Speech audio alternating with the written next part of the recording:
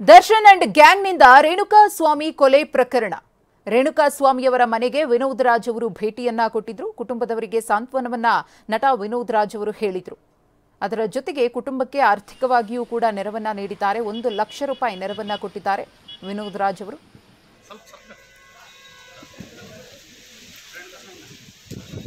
ಗಮನಿಸ್ತಾ ಇದ್ದೀರಿ, ವಿನೋದ್ ರಾಜ್ ಅವರು ರೇಣುಕಾಸ್ವಾಮಿಯವರ ಮನೆಗೆ ಆಗಮಿಸಿದಂತಹ ಕ್ಷಣ.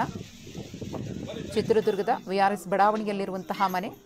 ರೇಣುಕಾಸ್ವಾಮಿಯವರ ತಂದೆಯ ಕಾಲಿಗೆ ಬಿದ್ದು ಆಶೀರ್ವಾದವನ್ನು ಕೂಡ ಪಡ್ಕೊಂಡ್ರು. ಇದೇ ವೇಳೆ ಕುಟುಂಬಸ್ಥರಿಗೆ ಸಾಂತ್ವನವನ್ನು ಹೇಳೋದರ ಜೊತೆಗೆ ನಿಮ್ಮ ಕುಟುಂಬಕ್ಕೆ ನಾವಿದ್ದೀವಿ ಅಂತ ಹೇಳಿ ಧೈರ್ಯವನ್ನು ತುಂಬಿ 1 ಲಕ್ಷ ರೂಪಾಯಿ ಧನ ಸಹಾಯವನ್ನು ಮಾಡಿ ಬಂದಿದ್ದಾರೆ. ಮಗನನ್ನು ಕಳ್ಕೊಂಡಂತಹ ನೋವು ಇನ್ನೂ ಕೂಡ ಈ ಕ್ಷಣದವರೆಗೂ ಕೂಡ ಇಡೀ ಕುಟುಂಬವನ್ನು ಬಾಧಿಸ್ತಾ ಇದೆ. ಕಣ್ಣೀರನ್ನು ಹಾಕಿದ್ರು ಇದೇ ವೇಳೆ ಅವರ ತಾಯಿ. ರೇಣುಕಾಸ್ವಾಮಿಯವರ ಕುಟುಂಬಸ್ಥರಿಗೆ ವಿನೋದ್ ರಾಜ್ ಅವರು ನೆರವಾಗಿದ್ದಾರೆ. ವಿನೋದ್ ರಾಜ್ ಅವರು ಸಮಾಜಮುಖಿ ಕೆಲಸಗಳಲ್ಲಿ ತಮ್ಮನ್ನು ತಾವು ತೊಡಗಿಸಿಕೊಂಡಿದ್ದಾರೆ. ನಾವು ಈ ಹಿಂದೆಯೂ ಕೂಡ ನೋಡಿದ್ದೀವಿ, ಸ್ವಯಂ ಪ್ರೇರಿತರಾಗಿ ಬಂದು ಏನಾದರೂ ಕೆಲಸ ಕಾರ್ಯಗಳಿದ್ದರೆ, ಸಾರ್ವಜನಿಕರಿಗೆ ತೊಂದರೆ ಆಗ್ತಿದೆ ಅಂದರೆ ಖುದ್ದು ಅವರೇ ಮುಂದೆ ಬಂದು ಇಂತಹ ಮಹತ್ ಕಾರ್ಯಗಳನ್ನು ಮಾಡ್ತಾ ಇದ್ದಾರೆ. ಈ ಹಿಂದೆಯೂ ಮಾಡಿದ್ದಾರೆ. ಅವರ ತಾಯಿಯಿಂದ ಬಂದಂತಹ ಬಳುವಳಿ ಇದು, ಸಮಾಜ ಸೇವೆಯ ಹಿತದೃಷ್ಟಿ ಅನ್ನೋದು. ಇನ್ನು ವಿನೋದ್ ರಾಜ್ ಅವರ ಜೊತೆಗೆ ನಮ್ಮ ಪ್ರತಿನಿಧಿ ಬಸವರಾಜ್ ಮಾತುಕತೆಯನ್ನು ನಡೆಸಿದ್ದಾರೆ, ನೋಡೋಣ. ಕೊಲೆ ಪ್ರಕರಣದಲ್ಲಿ ಜೈಲು ಪಾಲಾಗಿರುವ ನಟ ದರ್ಶನ್ ಅವರನ್ನ ನಟ ವಿನೋದ್ ರಾಜ್ ಭೇಟಿಯಾದ ಬೆನ್ನಲ್ಲೇ ಇವತ್ತು ಚಿತ್ರದುರ್ಗದ ರೇಣುಕಾಸ್ವಾಮಿ ಮನೆಯೂ ಕೂಡ ಭೇಟಿಯಾಗಿದ್ದಾರೆ. ಈ ಸಂದರ್ಭದಲ್ಲಿ ವಿನೋದ್ ರಾಜ್ ಅವರು ಏನು ಹೇಳ್ತಾರೆ ಕೇಳೋಣ ಬನ್ನಿ. ಸರಿಗ ರೇಣುಕಾಸ್ವಾಮಿ ಅವ್ರ ಕುಟುಂಬಕ್ಕೆ ತಾವು 1 ಲಕ್ಷ ರೂಪಾಯಿ ನೆರವು ಕೂಡ ಕೊಟ್ರಿ. ಈ ಸಂದರ್ಭದಲ್ಲಿ ಅವರು ಭಾವುಕರಾದರು, ಅಮ್ಮವ್ರ ಬಗ್ಗೆ ಕೂಡ ನೆನಪು ಮಾಡಿದರು. ಏನೆಲ್ಲ ಮಾತು? ಪಾಪ ಅವ್ರ ಭಕ್ತ ಕುಂಬಾರ ನೋಡಿದ್ದು ಎಲ್ಲ ಹೇಳ್ತಾರೆ. ಪಾಪ ಅವ್ರ ಭಕ್ತ ಕುಂಬಾರ ಹೇಳಿದಾಗ ನನಗೆ ಅದೇ ಜ್ಞಾಪಕ ಬರುತ್ತೆ ರೀ. ಅಣ್ಣವ್ರಿಗೆ ತುಳಿದ್ಬಿಟ್ಟೆ ಕುಂಬಾರ ಅಂತಂತ ಹೇಳ್ಬಿಟ್ಟು ಅವನ ಕೈ ಮುರಿದಾಕ್ರಿ, ಕಾಲು ಮುರಿದಾಕ್ರಿ, ಕುತ್ತಿಗೆ ಕೊಯ್ದು ಬಿಡೋಣ, ಇನ್ನೊಬ್ಬರು ತಲೆನೇ ತೆಗೆದು ಬಿಡೋಣ ಅಂತ. ಹೌದು ಹೇಳ್ತಾರೆ ಅಮ್ಮ, ಹೌದು, ಕುತ್ತಿಗೆ ಕೊಯ್ದು ಬಿಡ್ರಿ, ತಲೆ ತೆಗೆದುಬಿಡ್ರಿ, ಹೊಡೆದು ತುಳಿದು ಸಾಯಿಸ್ಬಿಡ್ರಿ ಅವ್ರನ್ನ. ಆದರೆ ಕಳೆದೋಗಿರೋ ನನ್ನ ಮಗನ ವಾಪಸ್ ಕೊಡ್ರಿ.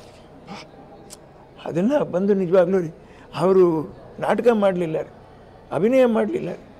ನನ್ನ ಮಗನಿಗೆ ಹೀಗಾಗಿದ್ದರೆ ಹೇಗೆ ಅಂತಲೇ ಅವ್ರ ಕಣ್ಣಲ್ಲಿ ನೀರು ಬಂದಿರೋದು ಆ ಪಿಕ್ಚರಲ್ಲಿ ನೋಡಿದಾಗ. ಅದು ಇಲ್ಲಿ ನೋಡಿದಾಗ ಹಾಗೇ ಕಾಣಿಸ್ತಾ ಇದೆ. ಪಾಪ ಹಬ್ಬ ಹಬ್ಬ ದೇವ್ರಿ ದೇವ್ರು. ಇದಲ್ಲ ರೀ, ಯಾವುದು ಹೀಗೆ ನಡಿಬಾರ್ದು ಅನ್ನುವಂಥದ್ದು ನಮ್ಮ ಒಂದು ಅಪೇಕ್ಷೆ, ನಮ್ಮ ಅಭಿಲಾಷೆ. ನಿಜವಾಗಿ ಈ ಥರ ಆಗಬಾರ್ದು ಘಟನೆಗಳು, ಆಗಲೇಬಾರ್ದು, ಈ ಥರ ಆಗಲೇಬಾರ್ದು. ಅದು ನೋಡೋಕ್ಕೆ ನಮ್ಮ ಕೈಯಲ್ಲಿ ಆಗ್ತಾಯಿಲ್ಲ ನಿಜವಾಗಿ. ಬಹುಶಃ ಕಲೆಗಿಂತ ಜೀವನದಲ್ಲಿ ನಾವು ಬಾಳುವಂಥ ರೀತಿ, ಮನುಷ್ಯ ಹೇಗಿರಬೇಕು ಅನ್ನುವಂಥದ್ದು ಮತ್ತೆ ಒಂದು ಸರಿ ನಾವೆಲ್ಲ ಹೋಗಿ ಪಾಠ ಕಲ್ತ್ಕೋಬೇಕಾ? ಮತ್ತೆ ನಮಗೆಲ್ಲ ಕೌನ್ಸಿಲಿಂಗ್ ಆಗಬೇಕಾ? ಅಥವಾ ಬುದ್ಧಿಭ್ರಮಣೆ ಆಗಿರ್ತಕ್ಕಂಥ ಆಸ್ಪತ್ರೆಯಲ್ಲಿರೋರು ಬುದ್ಧಿಭ್ರಮಣೆ ಆಗಿರೋರ, ಅಥವಾ ನಾವು ಬುದ್ಧಿಭ್ರಮಣೆಯವರ, ಅಥವಾ ಮತಿಹೀನರಾಗ್ಬಿಟ್ಟಿದ್ದೀವ, ವಿದ್ಯಾವಂತ ಮತಿಹೀನರಾಗ್ಬಿಟ್ಟಿದ್ದೀವ, ತಿಳುವಳಿಕೆಸ್ಥ ಮತಿಹೀನರಾಗ್ಬಿಟ್ಟಿದ್ದೀವ ಅಂತ ನನಗೆ ಗೊತ್ತಾಗ್ತಾ ಇಲ್ಲ. ನನ್ನನ್ನು ಸೇರಿ ಹೇಳ್ಕೊತಾ ಇದ್ದೀನಿ ಎಷ್ಟೋ ಸರಿ. ನಾಳೆ ಯಾವ ತಪ್ಪು ನಮ್ಮಿಂದ ಕೂಡ ಯಾವುದು ಅಚಾತುರ್ಯ ಆಗಬಾರ್ದು ಅಂತ ಪರಮಾತ್ಮನ ನಾವು ಬೇಡ್ಕೋಬೇಕು. ಪ್ರತಿ ಗಳಿಗೆನಲ್ಲೂ ಭಗವಂತ ಇತಿಮಿತಿನಲ್ಲಿ ನನ್ನನ್ನು ಇಟ್ಕೊಳ್ಳಪ್ಪ, ನನ್ನ ನಾಲ್ಗೆಗೆ ನೀನೇ ಕಡಿವಾಣ ಹಾಕಪ್ಪ ಅಂತ ಭಗವಂತನ ನಾವು ಕೇಳ್ಕೋಬೇಕಾಗುತ್ತೆ. ಈಗ ಸಿನಿಮಾ ಇಂಡಸ್ಟ್ರಿಯವರು ಬಹುತೇಕ ಜನ ಬರಲಿಕ್ಕೆ ಹಿಂದೇಟು ಆಗ್ತಿದ್ದಾರೆ. ಯಾವ ಕಾರಣಕ್ಕೆ ಹಿಂದೇಟು ಆಗ್ತಿದ್ದಾರೆ ಅಂತ ರೇಣುಕಾಸ್ವಾಮಿ ಅವರು ಕೂಡ ಹೇಳ್ಬೋದಾಗಿತ್ತಲ್ವ? ಬರ್ತಾರೆ, ಬಂದಿದ್ದಾರೆ ಅನೇಕರು. ಪಾಪ ಬಂದು ಎಲ್ಲ ಬಂದು ಹೇಳಿ ಸಾಂತ್ವನ ಹೇಳಿದ್ದಾರೆ, ಸಾಂತ್ವನ ಹೇಳ್ತಾರೆ, ಬರ್ತಾರೆ, ಒಳ್ಳೆಯದಾಗುತ್ತೆ. ಖಂಡಿತ ಯಾರಿಗೂ ಆ ಥರ ಭಾವನೆಗಳಿರಲ್ಲ. ಅವರವ್ರದ್ದೇ ಕೆಲಸದಲ್ಲಿ ಅವರು ಕಾರ್ಯೋನ್ಮುಖರಾಗಿರ್ತಾರೆ, ಕಷ್ಟ ಆಗಿರುತ್ತೆ ಅವರಿಗೆ. ಆಮೇಲೆ ತಕ್ಷಣ ಬಂದು ಅವರು ಹೇಳುವಂಥ ಉತ್ತರಗಳು, ಅವ್ರು ಕೊಡುವಂಥ ಜವಾಬ್ಗಳು ಎಲ್ಲನೂ ಯೋಚನೆ ಮಾಡಿ, ಆಲೋಚನೆ ಮಾಡಿ ಜೀವನ ಗಂಭೀರವಾದ ವಿಷಯ. ಮೊದಲನೇ ಬಾರಿ ನಮ್ಮ ಕನ್ನಡ ಚಿತ್ರರಂಗದಲ್ಲಿ ಇಂಥ ಒಂದು ಘಟನೆ ಆಗ್ತಾ ಇರುವಂಥದ್ದು. ಎಂಥವ್ರಿಗೂ ಕೊನೆಯದಾಗಿ ಈ ಪ್ರಕರಣ ಯಾವ ರೀತಿ ಸಾಗಬೇಕು, ಯಾವ ರೀತಿ ತಾರ್ಕಿಕ ಅಂತ್ಯ ಕಾಣ್ಬೇಕಂತ ಹೇಳಿ? ಬದುಕು ಜಟಕ ಬಂಡಿ, ವಿಧಿ ಅದರ ಸಾಹಿಬ. ವಿಧಿಗೂ ನ್ಯಾಯಕ್ಕೂ ಸಮಯಕ್ಕೂ ಕಾಲಕ್ಕೂ ಎಲ್ಲ ಅದಕ್ಕೆ ಗೊತ್ತಿರುತ್ತೆ ಉತ್ತರ. ಅದಕ್ಕೆ ಸಾಕ್ಷಿಯಾಗಿ ನೀವೇ ಇರ್ತೀರ.